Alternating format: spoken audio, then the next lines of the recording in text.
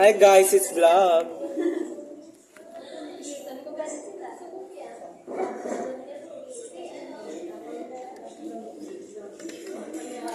Upload ko na ba sa YT ko?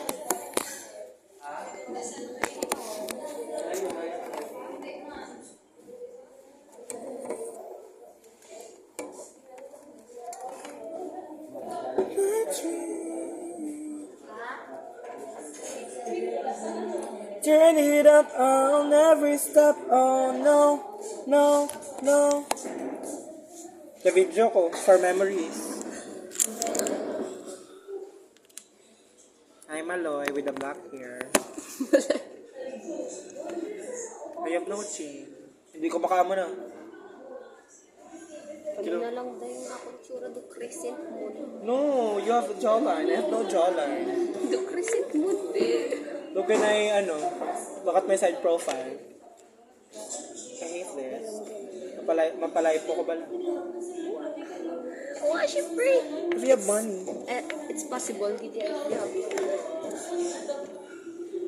Galing ka lang, kung nagsaside effect pag magpalay po ka, tapos matambo ka naman. Uy, they do crescent moon dahil. What is crescent moon? Duga mo na ba? Hindi gaano kayo compliment sa mga shape.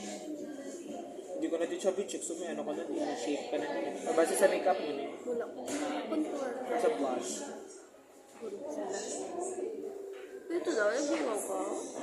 Gawin mo ka na lang. Hindi man siya bad way na kalain, pero amo na yung shape mo.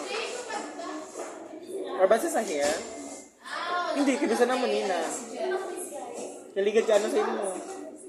Ka-chubby. Medyo chubby. Pero cute eh. Dugaan. Hindi, napyaran ko man na. Which is ako na ganang biggest insecurities. Parang ginatry ko pag-overnize. Wala kang guruga kaon. Nakaon, normal kaya po na akong kaon. Pero, start with sugod last week kita ko diba yung sugod nga nagkakaguma daw naggamay ako diri.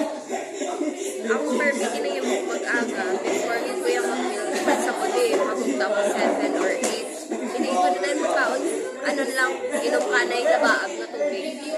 For 30 minutes i-consume lang wala ang before 30 minutes before ka mag-meal ano ka na yung warm water or daw kainit gid ba la?